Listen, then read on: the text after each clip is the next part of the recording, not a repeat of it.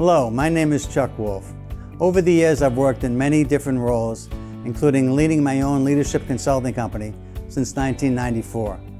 I've worked for and with some of the best companies and universities in the world, and have had the opportunity to work with government officials, military organizations, and public and private schools. I'm a leading expert and pioneer in emotional intelligence. Since 2009, I've been a volunteer hosting a radio show I created called The Emotion Roadmap, Take the Wheel and Control How You Feel. I really enjoy making a difference in people's lives. The show is on award-winning community radio station, WPKN in Bridgeport, Connecticut. In recent years, Simsbury Community Television has been sharing my shows on their station and on YouTube.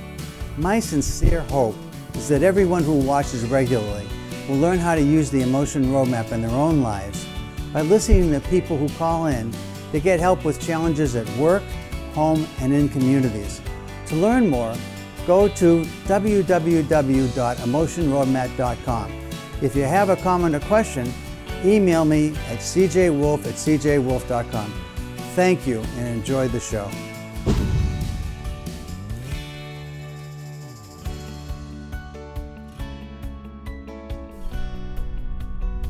And this is Chuck Wolf, and you're listening to the Emotion Roadmap, Take the Wheel and Control How You Feel. It's a joy to be back with you on this beautiful, beautiful September day. The temperature just feels lovely outside. If you get a chance to go outside and put your earbuds on and listen to the radio while you're listening to me, that'd be great. But if you're indoors and listening or in your car and listening, welcome to the show. For those of you that are regular listeners, thanks so much for tuning in. Again, this is Chuck Wolf. The show's The Emotion Roadmap, Take the Wheel and Control How You Feel. It's all about helping people deal with emotionally challenging situations in your lives. And so if you've been a regular listener and you've been waiting to call the show, feel free to give me a call at 203-336-9756. And for those of you new to the show who just happen to be tuning in, happen to love this station, and just happen to catch my show for the first time, this is a show that is about people calling in, sharing places and situations where they're stuck, where they're uncertain how to proceed. And often when smart people are stuck, it's because emotions are in play. Somewhere, someplace inside you, inside others that you're dealing with, you're concerned about the emotions you're feeling or that others are feeling, or you're worried about escalating situations and turning something that's not okay, that needs to be addressed, but making it worse instead of better. Anything that involves you and your family, you and your workplace, you working alongside colleagues, working for someone, people who work for you, anything goes as far as a situation where you want to call in and talk about something that you're not certain about what to do, how to proceed. And I'm here to help you by helping you identify what emotions you feel,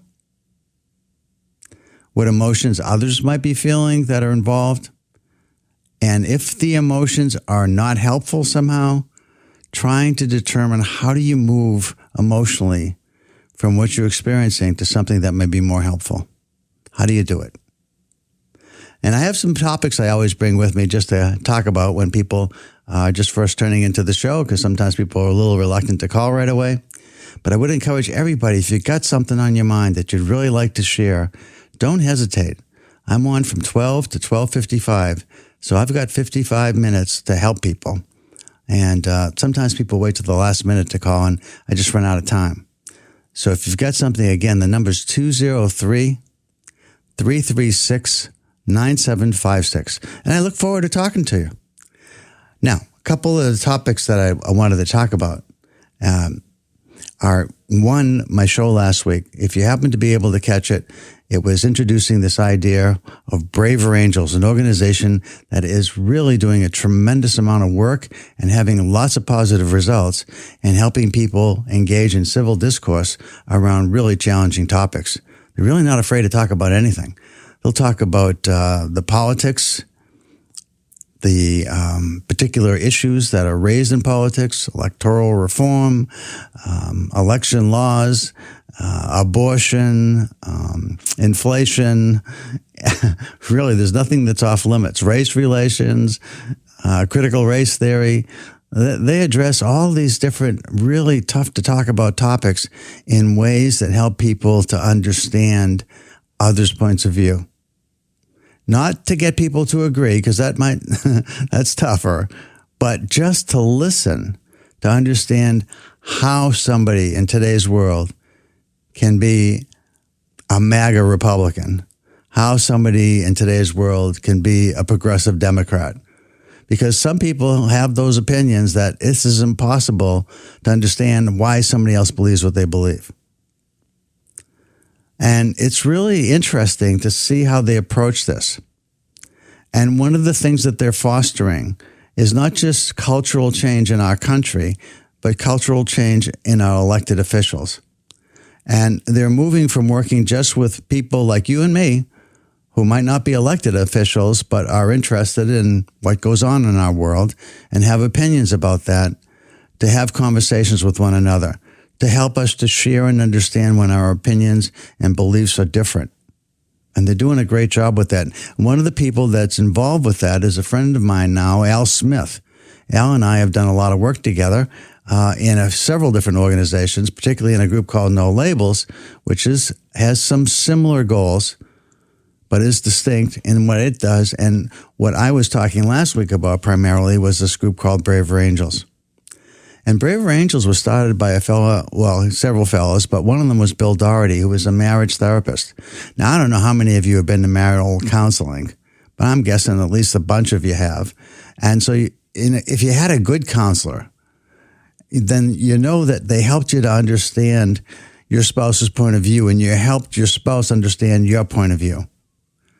And at least their intent was, even if you didn't stay together, it was to at least help you to understand where the struggles were coming from, what, if anything, you might do about those struggles, and if it's at all impossible to stay together, then at least to find a way to amicably change the relationship, especially if you have children, and to find ways to do that in ways that didn't escalate situations, but actually de-escalated them and made people feel better about them. Got my first caller. Okay.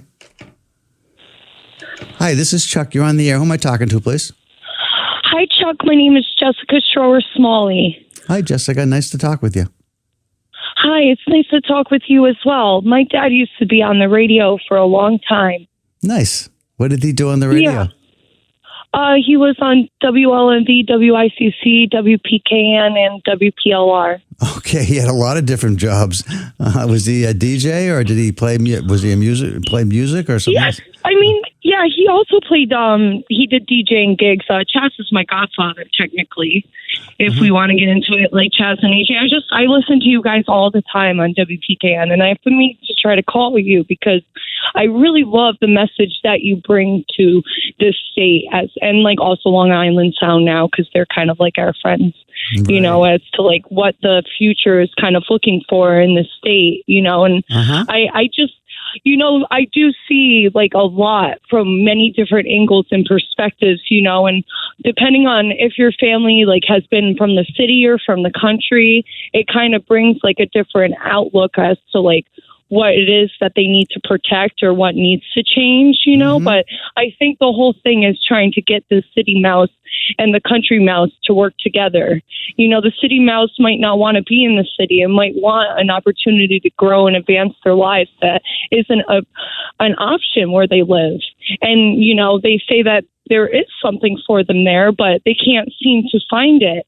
And yeah, it seems on the other hand, when it comes to multi-million-dollar corporations, or they pretty much own every corner of every block of everywhere that we are, you know, in small business. That's why I understand why small business and agriculture and people knowing how to do things on their own is so important for people as individuals to grasp how much it really takes to, you know, fix something instead of throwing it away. And I think that that's kind of where we're all getting missed in translation here, you know, and it's not that we all just want everybody to be against each other, no matter which way you're looking at it from, but it's that we all have like certain genetic predispositions due to like what our ancestors went through that we're actually carrying with us every single day. A lot of people aren't aware of this, but there's actual like generational post-traumatic stress due to like what we stood for generationally, whether you're from here like this generation, 3 generations back, or even 6 generations back.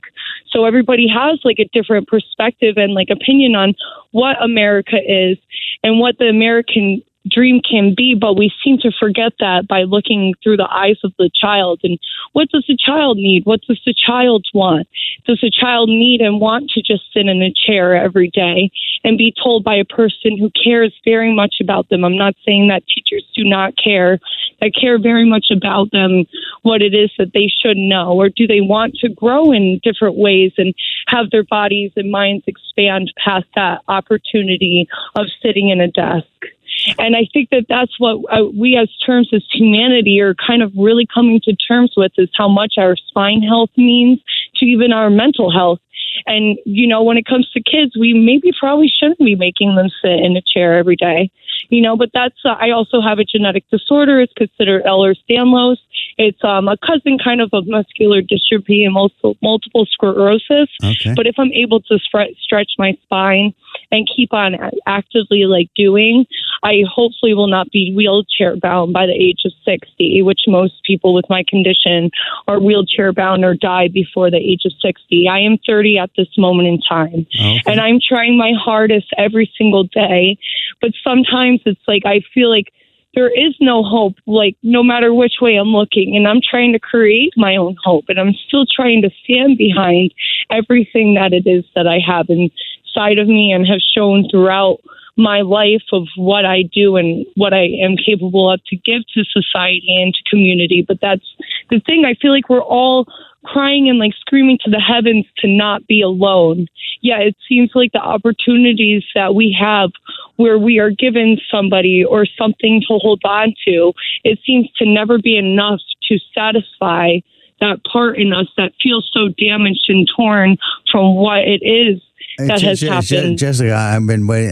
You have a lot that you wanted to share, and thank you for sharing all that. I guess one of the things that I'd say to you is, so you just like unloaded a lot of different topics, right? That things that you were thinking about or concerned about, from country mice and city mice, and having a disease and having aloneness and wanting people to understand one another. And I mean, there was a tremendous amount of thought that you put into all that. But I didn't mean to interrupt you, but I was kind of waiting for you to catch your breath. But I wanted to just stop you and just say, what is there something that you'd like some help with, or is it you just wanted to make a statement today about just people being more caring and supportive of one another? It seemed like sort of ran throughout your themes. Pretty much just wanted to make a statement today. My mother, she was one of the first 5 people diagnosed with ADHD and put on Ritalin at Hofstra University in Long Island. Uh-huh. So that's why I am the way that I am. Oh, I mean, you just, honestly, you started with like a lovely comment about the station and about the show and the messages that I share, and I really appreciate that. And then lots of things that you said, I didn't really have a chance to react to, but I think there all seemed to be the theme running through it was like people wanting to feel like they belong, people feeling like they want to be cared about and want to care about others. And I don't know, that sounded like the major theme running through it. Pretty much. Okay. If that's the message you wanted to share, I thank you for that. I hope that you maintain your physical and emotional well-being. It sounds like you're working really hard every day to do that. I try. Is there something that I could help with around that at all? In terms of something that you and I might chat about you? If you guys are looking for volunteers, that would be great.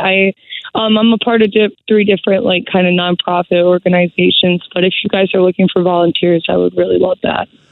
Sure. You can call the station. I know the station GM is here, and he could tell you about volunteering. That's Steve's here, Steve DeConstanzas, and his number. You got a pencil handy or something to write with? Oh yeah, I'll go. I'm actually in the backyard right now. I'm actually going to go up to the house and I'll write it down. It's for my father. That's like, honestly, I wanted to ask you guys for my father, honestly. Okay. I don't even know if we're live right now or what's going on. But we are. Well, we're live. You and I are live. Yeah. Yeah. Okay. Yeah. Okay. Well, if it's about a volunteer, it's about a volunteer situation, I suggest you talk to Steve and just tell him, especially if your dad's had radio experience, but also for yourself. If lots of times we're looking for help at the station, and people love being here. They love being part of PKN. It's a really nice family. Awesome. We just like all families, we have our disagreements, but it's a great place to be. I'm ready for the number. 203 331 9756. Oh, I know that number. That's the number called. You just called it, but the difference is 336 gets to me where I am speaking to you. 331 gets to the office. Oh, okay. Yeah, I have actually been contributing member, donating like $13 a month, all that. Good for you. Thank you so much. I went to where you guys were in UB, but I haven't been or even seen what you guys have been doing since you got out of UB, which I'm really happy for you guys. Well, thank you. I when we first moved, I kind of joked about, it used to be that I felt like when I went to work, I was going back in time, and I felt like I was in the sort of like with the technology of the Flintstones, and we moved to the space age with the Jetsons, where we are now. And it's really it's quite a change. It's really right. Nice. Absolutely. Do you happen to know if UB is still owned by the same person in the 80s? I know that I don't want to get into details. I don't know the exact details, but they've changed hands several times. Oh, okay. Awesome. Okay. And your name one more time? Chuck Wolf. Chuck? Wolf. Wolf. And the animal with an E. WOLFE. I thought it had to be an Indian then. I swear I've seen a red wolf in the woods around here, and I even called the Department of Environmental Protection, and they told me that I was out of my mind. And I'm like, I work at a doggy daycare. I know what dogs look like, so. Yeah, well, there is some evidence that there was some. There's controversy over whether there are single wolves that have come from.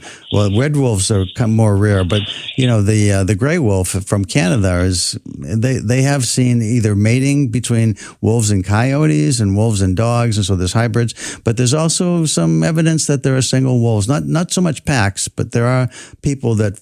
And I actually thought I saw one too. I ride a horse, and I have my own horse, and I ride in the field. Sometimes around the Granby area, and I was riding in a cornfield, and I swear, I'm very conscious of wolves because wolf is my logo, it's my name, so I'm, I paid a lot of attention to them over the years, and this looked as much like any gray wolf I've ever seen in real life or in or pictures of. This was a wolf that was just running through a cornfield, and it came pretty close to our house, but he was hunting something. It wasn't looking at us, and he just kind of leaped up, and it was a beautiful. I wish I could have taken a picture, but it seemed to me for sure I saw a wolf, and so I don't doubt that you did. I just no one can prove it unless you've got a picture and you can identify it. But that's a pretty cool story. Right, but then it's also like I'm sure you're familiar with the double slit experiment, like the Rorschach test. Like I've been a photographer for 17 years. I've been in Vogue.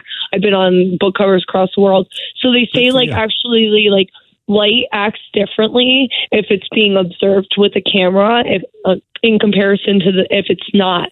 So things act randomly and differently than what they would have been expected to be if they're not being observed. But if they're being observed, they'll go exactly what it's supposed to be, exactly what it's supposed to do. So if you ever feel like sometimes you wish you had your cell phone on you to get a picture of something, it's a literal scientific theory, that's been known for years, why you're having that interaction because you don't have your cell phone and you don't have that thing to record it. Well, it's interesting because I can, even though I didn't have a picture, I wasn't able to take a picture of it with my cell phone. In my head, that is as clear as the moment I saw that wolf in my head. Right? Yeah. Right? Yeah. Seriously. And then it's sometimes a photograph can never do justice to the real thing. Oh, and I appreciate saying? That too. Well, if photography is your expertise, maybe there's some way you could do something with a photo shoot for the station if that was something you wanted to do. I would absolutely love to. I would love to talk to the station. That would be wonderful. like, I will definitely, do you have like an email address that I can maybe? Sure. Yeah, I know that if we're still on air, you might not be able to give I don't mind people emailing me. Okay. The email is my first two initials. Right, my names are Charles James, so it's C for Charles, J for James, and then my last name Wolf, WOLF with an E at the end, and then at the same thing, CJWOLFE.com. Oh, okay. You have your own domain, URL. Yeah. That's cool. I want to look at that, actually. Well, actually, let me. I'm actually changing my website, so and it gives me an opportunity to tell people that because you asked the question. But because I've been doing this show now. This is my 13th year doing this show on the air at PKN, and it's called the Emotion Roadmap. Well, my new domain is emotion, not emotional, but emotionroadmap.com. And I'm going to actually, when you and I finish, I'm going to talk a little bit about it on the air. Because actually, if you're a visual person and a photographer, you'll maybe appreciate this more than maybe I did and others might. But I've never really paid much attention to the visual part of emotional intelligence, which there is. Emotions are seen in objects, and websites are sort of create an emotional experience when you see a website. And so I always kind of did what I thought was functional, not beautiful. And someone that I did some work for really wanted to do something for me. Sometimes the work that I do, people feel like is life changing, and he had that kind of experience. And he said, I'd love to redo your website for you. And I said, okay. And I didn't really think I've always found myself able to do business without having to worry about a website other than having a presence. So I never really cared that much about it. But my goodness, he just finished it. We just uploaded it, and it's just beautiful to look at. And it has a lot of really great information on it, and it's fairly simple and easy to navigate. And so if you look it up, look up emotionroadmap.com, because that's, even though I got a domain CJ Wolf, but look up emotionroadmap.com. It's really, I'm really proud of it. I'm pleased with what. Are you a lefty? Yes. That makes so much sense. Okay. That is funny.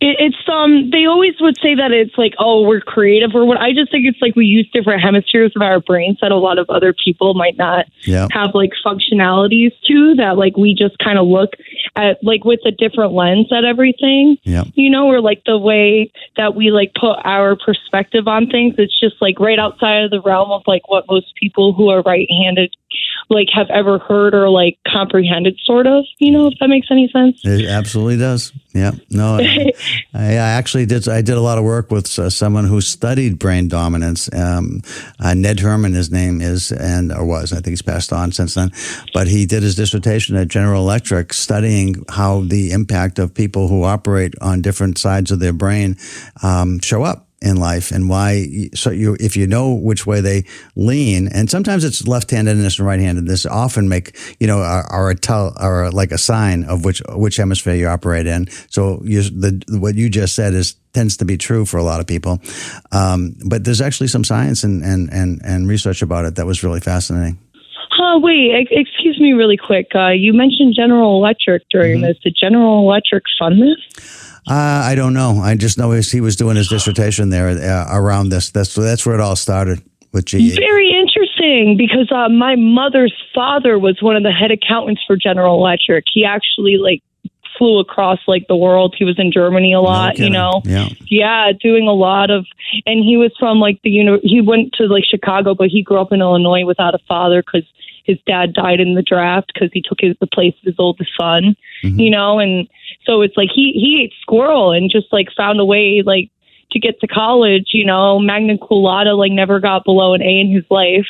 I never did homework my whole entire existence. So for me to I aced everything else, and my teachers never understood why I never did my homework, but they didn't really understand my home life, just because someone's blonde or whatever, has blue eyes and is pretty or whatever, that doesn't mean that they don't have a bad life or people around them. I had DCF in my life forever, they tried to take me away 4 or 5 times, Wow. Okay.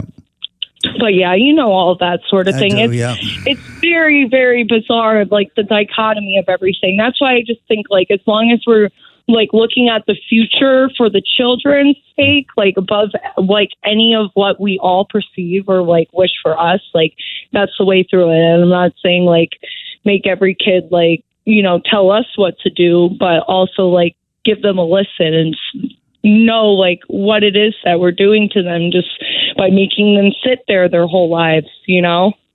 Yeah, there's a lot of interesting work going on. And one of the places I'm friendly with is the Center for Emotional Intelligence at Yale University, and they're not the only ones. But you know, this social and emotional learning is it's having an impact where it's really followed through. I mean, one of the things that happens is sometimes people do programs, but they're sort of like an addendum, and teachers feel like they just feel like it's just something added on, like a million other things to a teacher's role and responsibility.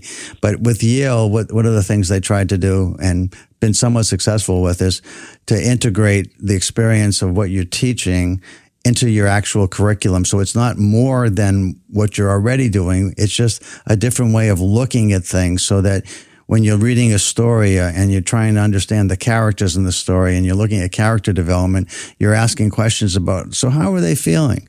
When that person got bullied, did anybody else in the room ever feel bullied? So they tie things into actual curriculum in ways that it seems like it's holistic and it's system-wide. They do it for parents, they do it for principals, they do it for superintendents and other people at the central offices, and they do it for the kids. And it's a really holistic, it's a great approach. And so I hope there's more and more paying attention to what kids really need.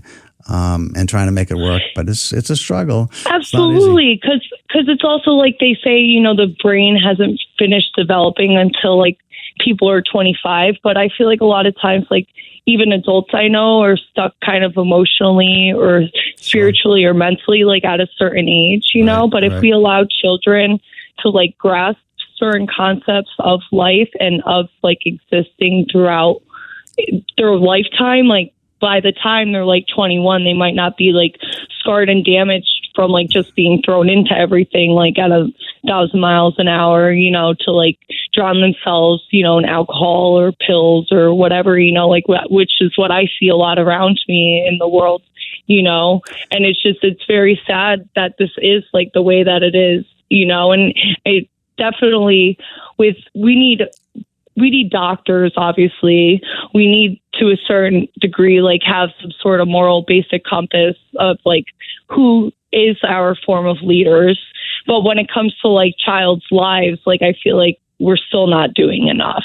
You know, we're just like I think one of the things I probably need to close with this, Jessica. You know, one of the things I like to think about is that the reason I'm doing this show as a volunteer all these years is that I've learned some things about emotional intelligence and how emotions work. But I also used to be a therapist, so I understand that individuals respond differently to what might be a general rule that would work for some people, may not work for that person that we're talking about, or the person yourself. You know, may respond to what most people respond to, or you might be unique in certain ways, and usually are. And so one of the things I think of is that what I'm trying to communicate on the radio to people is that there's a science to it, and you can actually learn about how emotions work, but there's also an art to understanding who you are and how you're unique, and also the key people in your life that you interact with all the time, and the ones that you care most about, that they're unique too. And so understanding how emotions work is important, and understanding how they work for that person and for you is really important in terms of relationship building. Okay, well, I hope that whoever you have on the show next, you have a better conversation than you had with me, I guess. So I hope you take care, Chuck Wolf. Oh, I had a lovely conversation with you, Jessica. No, thank you for calling. All right, bye. Bye-bye. Okay, so 203-336-9756 if you want to call. But I do want to encourage people to look at this newemotionroadmap.com.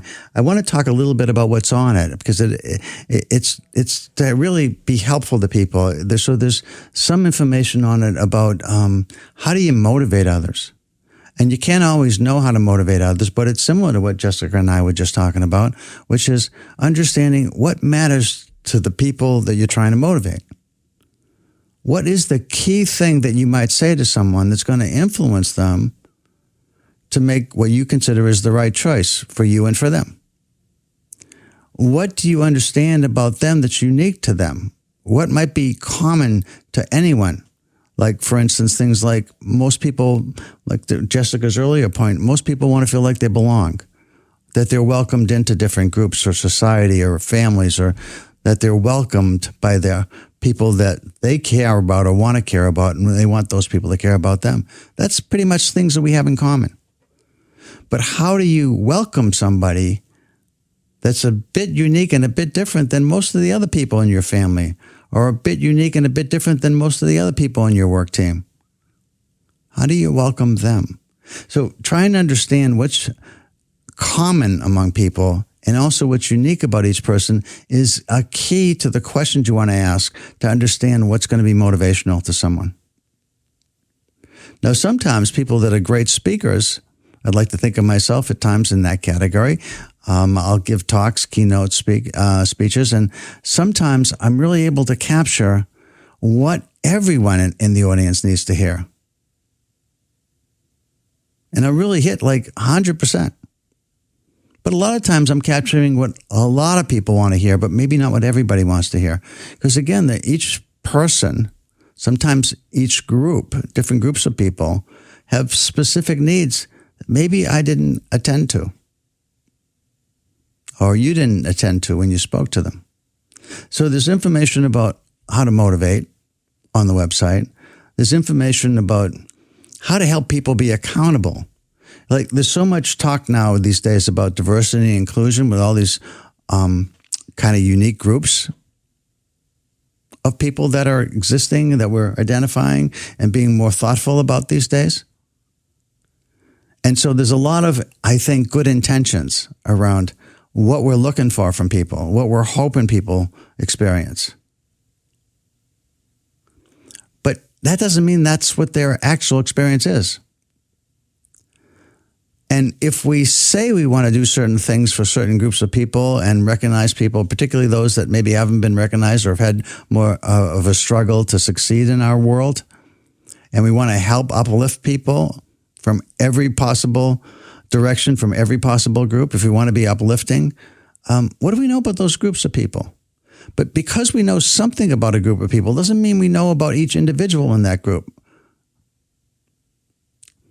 And when we talk about what we're going to do, we have these grandiose ideas and thoughts and plans, and then we put them into motion, and we actually execute them, and we see them, and we then see some of it worked. Maybe a lot of it worked, or maybe a lot of it didn't. And then if it didn't work, there's the blame game that happens. Well, that's not what I thought we were going to be doing. That wasn't what I really wanted to do. So one of the people that I have as speaking on my website that I have a little clip of is a wonderful woman I've done a lot of business with, who I just really enjoy being with, Emily Nikita. And she's originally from West Africa, and she's working in Canada, and she's a talent and culture executive, and she's got a great way of working with people and helping them to understand that when you say what you think we need to do, and you put together your words about what we want to plan to do, and then we all together work on execution, you can't go back and say that's not what you said and that's not what you wanted, because here's your words. Here's what we all said, and these were your words. I believe this is actually what you said. And it's just simply to hold people accountable. And because in being accountable, it's not to make you feel bad or wrong. It's just to say, hey, look, we tried something. We all agreed to it. We all thought this would work. It didn't. So let's just figure out what didn't work, why it didn't work, how we can make it work going forward. So if the intent is positive, if there's goodwill behind your efforts, if people feel like caring about other people, and it didn't quite work the way you wanted, learn from each experience and make it better. Just keep making it better. Jessica also mentioned that sometimes our brains form it different over time, and sometimes people get stuck places. Lots of us get stuck places. I always think we can keep learning until we're not here anymore. I think every day there's the possibility that we're going to learn something new and something valuable. So again, I encourage you to take a look at the Emotion Roadmap, and I gave out my email. If you got something nice or thoughtful to say, or anything, or criticism is fine too. If you think I could make it better somehow, I'd love to hear from you. And my email again is cjwolfe@cjwolfe.com. So let me just ask again. The show's the Emotion Roadmap. Take the wheel and control how you feel. You're listening to WPKN. 89.5 FM, community radio station. And according to an article in the New Yorker, the best little radio station in the world. That's bragging rights, boy, after that article got published. And it is a great station. And those of you that listen and have listened for years, you already know that. Those of you that might be tuning in, listen some more. You'll enjoy what you hear. But you might actually, I should say, you'll enjoy some of what you hear because it's so different. Every program brings their own unique personality, their own unique interest, their own unique passion. And there is a lot of passion around different kinds of music here. So the people that follow me are typically dealing with some classical, some jazz, some opera, all kinds of different things. Folk music, they're just kind of an eclectic, but they're really... Nick Jacobson and Richard Epstein both have tremendous background in music and huge knowledge. And it's really such a pleasure when I'm leaving the station to listen to them on the way back home for me. And then on the mornings, I'm usually following either Carl Frano, who is amazing with the 50s and 60s and the music that he just knows the stories, the artists, the live concerts that were performed, and there's so much richness, and he's so much fun to listen to if you like the era of music in the 50s and 60s, particularly the 60s. It seems like he's really a fan of. And then you just listen to my good friend Messiah, who's got reggae music that, again, all these different things I will listen to on occasion, but I always listen to them on, when they're on the air, because I've grown to like the guys as well as the music, and I think you will too. So I encourage you to listen to the station. So the other thing I wanted to talk about today is my radio show from last week, because I started to talk about that a bit, and that's this Braver Angels concept. This is an organization whose mission is to create more civil discourse, more respectability of different viewpoints and different belief systems. And one of the things that I was talking with this fella, Al Smith, who's one of the leaders in the Connecticut chapter for Braver Angels. They're all over the country. They're working with all kinds of outreach. They're really good. They've got thousands of volunteers, and they're growing. They're really significantly growing. It's a great grassroots organization. And if you want to get involved and make a difference, again, email me, because there's a meeting tonight for people that are in the Connecticut area in particular. If you're listening and you're in Connecticut, there's going to be a conversation about what you can do. A Zoom online conversation that you can tune into, and I can forward you the email if you want to email me. I'll have to do it later when I get back to my office. But again, my email is cjwolfe@cjwolfe.com. And while my show is not political, I do know that politics has really polarized people inside companies, inside work teams, inside sports groups, choruses, everywhere, including families, and cause people to stop talking to each other. So I think it's a worthwhile topic for my show, The Emotion Roadmap. Take the wheel and control how you feel and how people you care about feel. One of the other things on my website is I do a little bit from a presentation I did about empathy. And, again, I'll share the message here. But again, you can just, if you want anybody else to hear it, you look at my website and you can pick it up there. But it's the idea of empathy is scary to some people. And this is why. I mean, everybody, I think, says that they're empathetic or wants to be empathetic. But what empathy tends to be, if you're really empathetic to somebody else, the idea of walking in somebody's shoes is one thing. The idea of feeling what they feel is kind of another element to it. Seeing through their eyes, understanding how they filter things, trying to see the filters they have and owning those filters for a time yourself to really, truly understand their belief system. The scary thing, according to Carl Rogers, a very famous psychologist, the scary thing about empathy is that we start to identify and understand and even believe what somebody else believes.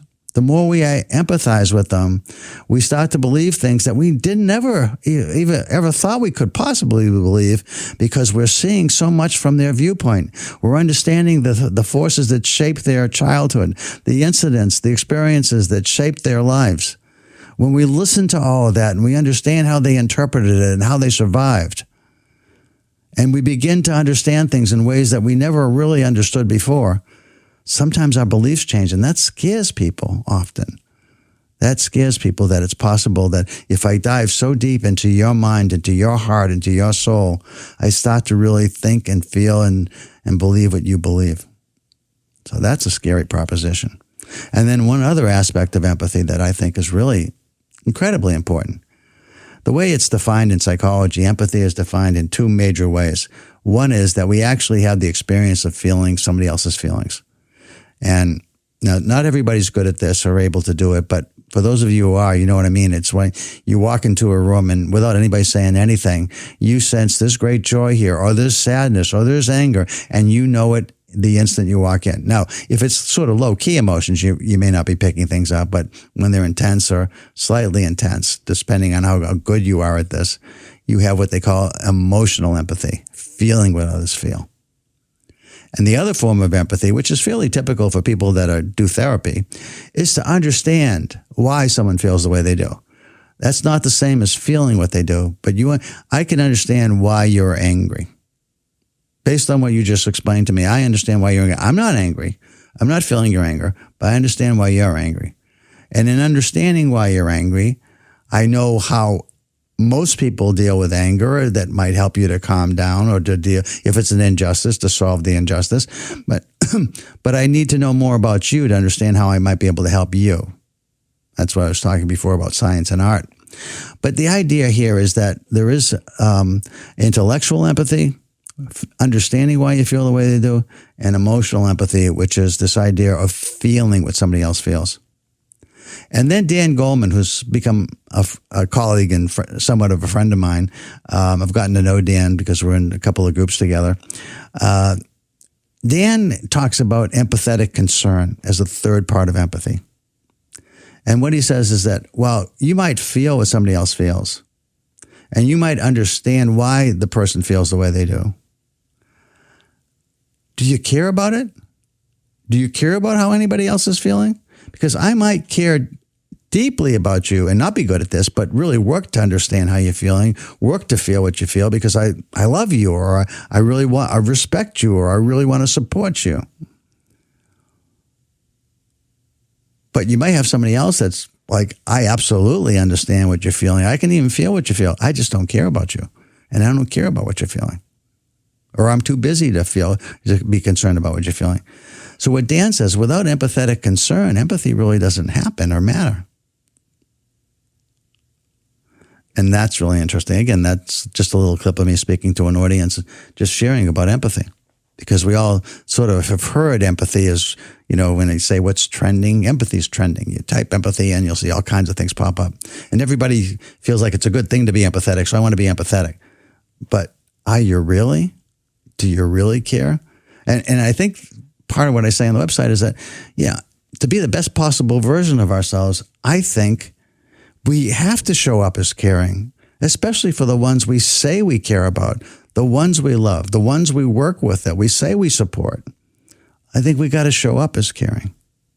Anyway, there's more, but I just thought, I'm excited about it, obviously, and I thought maybe you'd enjoy seeing it. This is at emotionroadmap.com. Now, a lot of times people hear that I have the show, The Emotion Roadmap, but they say emotional roadmap.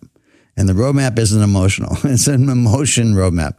It's knowing how to move from anxious to confident, from sad to calm, or sad to happy. Or it's how do we move ourselves when what we're feeling isn't helpful.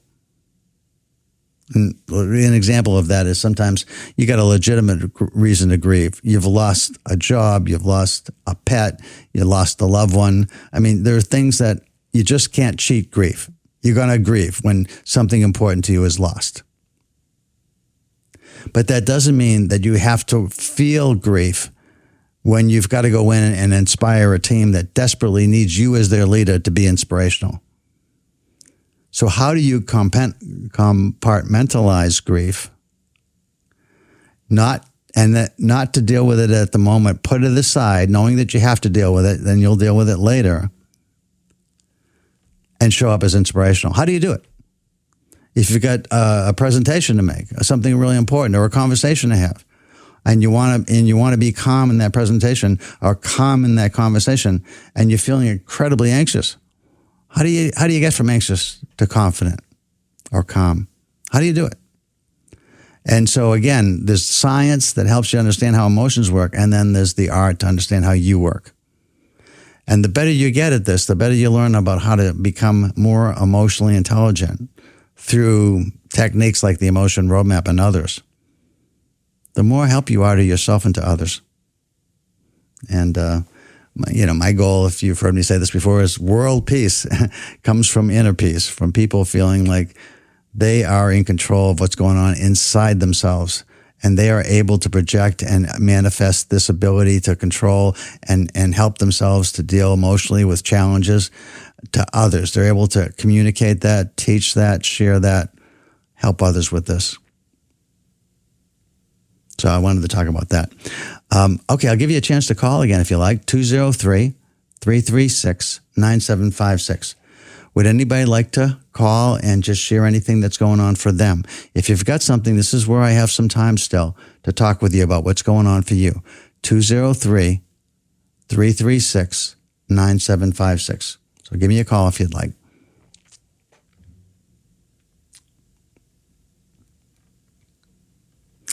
I always think that there's people out there that are thinking, yeah, do I make the call?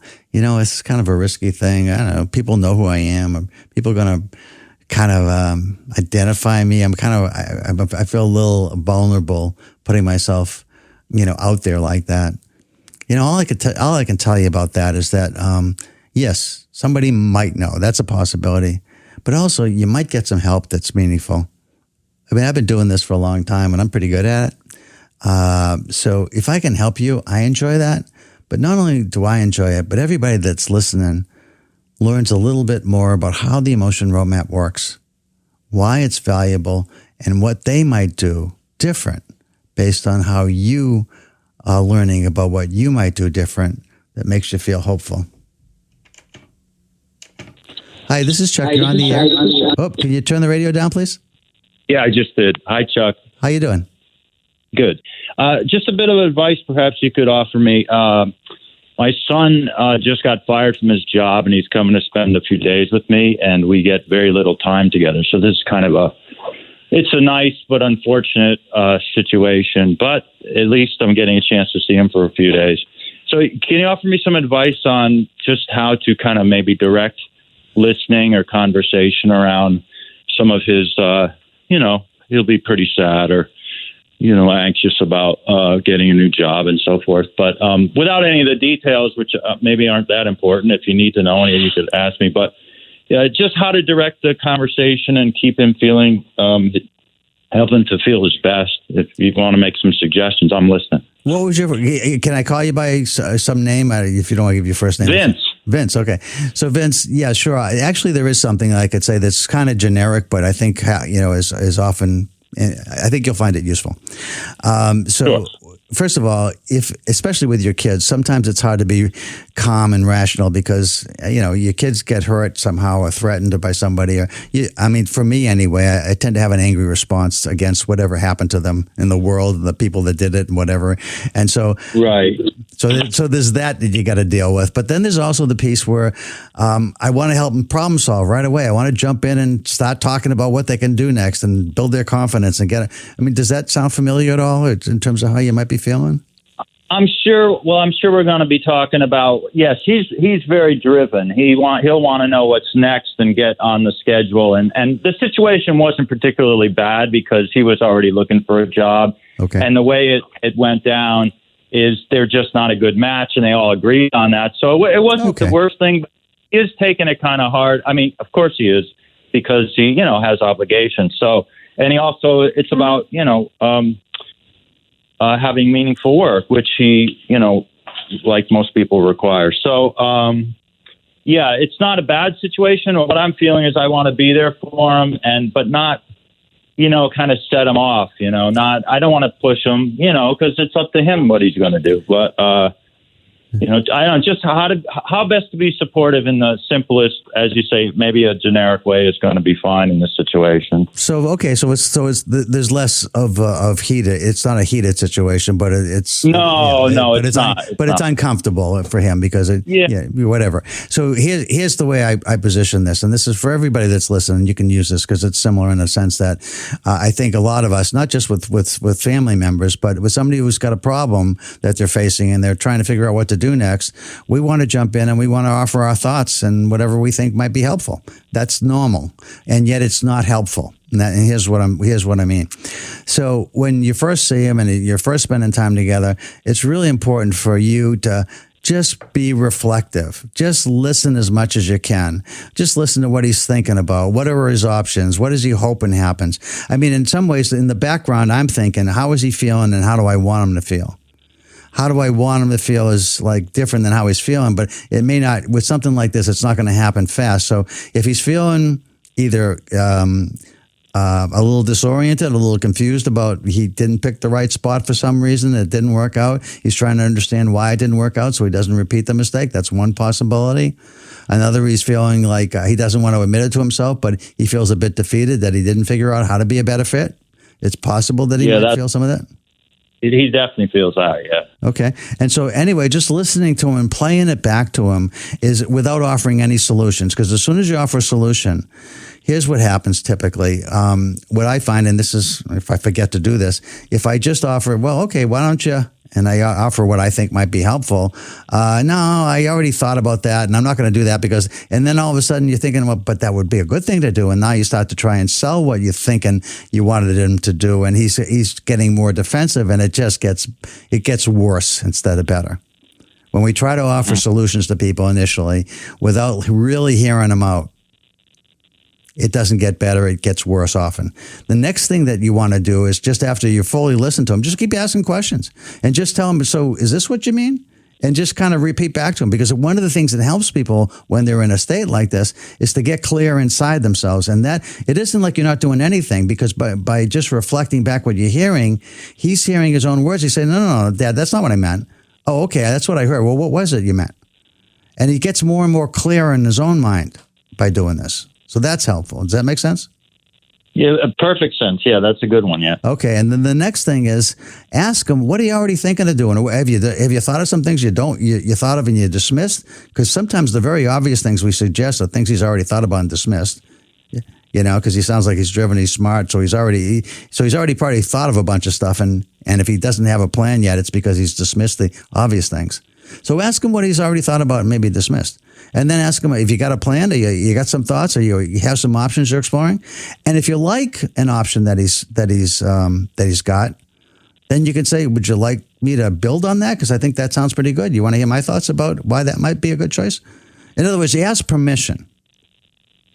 And that allows him to shut down the defensiveness, which is pretty common with people. By asking permission, it changes the dynamic. I used to be a therapist, so I know this works. The other thing you can do is if he's got nothing and he really doesn't know what he wants to do next, and there are no options on the table, or none that you like anyway, is you might say, well, listening to you, I got a couple of thoughts. Would it be okay if I share them? And again, you defuse any kind of defensiveness on his part. And it might not lead to something, or it might, but you want to just set the stage for a conversation that's problem solving. But you can't do a problem-solving conversation when there's a lot of really heightened emotions that are clouding his rational ability to process problem-solving. And so what you're doing by just listening and listening and listening, and then offering but asking permission, is you're diffusing all that stuff. Does that help? It helps a lot. I'm writing some stuff down that's going to help me. Thank you, Chuck. Okay, it's my pleasure, Vince. Thanks for calling in. All right. Bye-bye. Bye. So I found this work. By the way, everybody that's listening, take that and write that down too. It really does work. When somebody's got something where they just really upset about something or defeated or feeling, all kinds of tough emotions associated with something that isn't a success in their mind. Could be judged a failure, but at least it's not a success.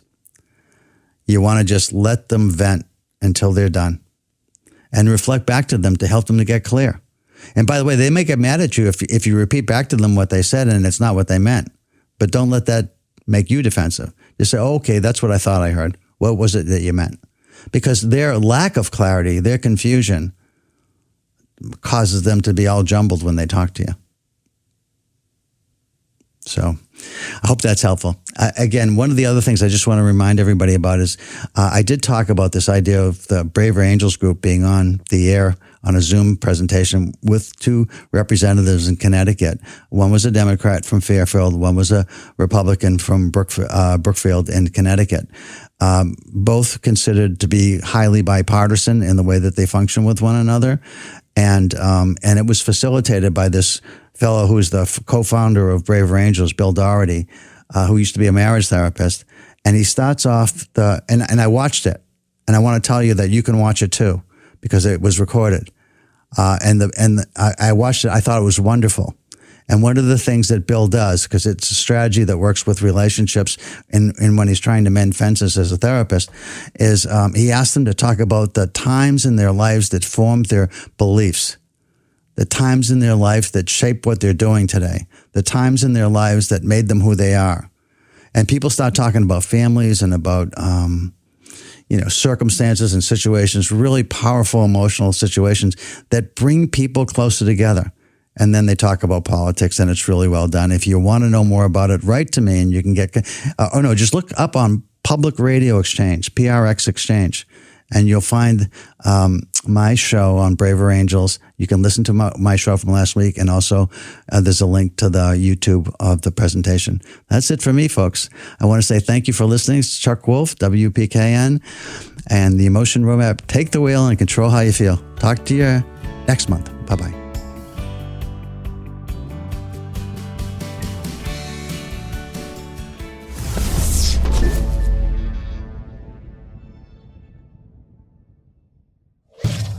Funding for Simsbury Community Television is provided in part by contributions from viewers like you.